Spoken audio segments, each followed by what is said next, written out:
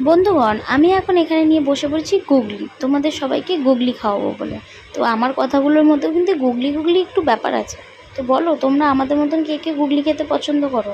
অনেকেই জানি এই গুগলিকে পছন্দ করো না, ঘৃণা পাও, গা ঘিন ঘিন করো, কিন্তু আমাদের কিন্তু বেশ লাগে। আমরা কিন্তু খুব ভালোই গুগলি খাই।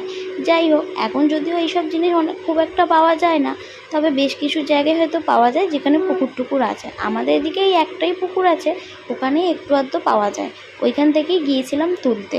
আমার কিন্তু এসব তুলতে ছাড়াতে খুব ভালোই লাগে, কিন্তু কি বলো তো, ভীষণ খাটনির কাজ গো।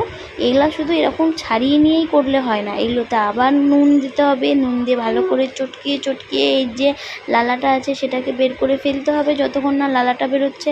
তারপর আবার গরম জলে দিয়ে এটাকে ভালো করে সিদ্ধ করে এটার একটা একটা চাকি আছে, সেই চাকিটাকে ফেলতে হবে। এই যে দেখো, আমি এখন এটাকে দেখাচ্ছি এরকম করে করে। এই যে চাকিটাকে ফেলতে হবে, ফেলে সেটাকে আবার ধুয়ে, সব কিছু ধুয়ে ধায়ে নিয়ে কিন্তু জিনিসটা অবশেষে একটুখানি হয়ে যায়।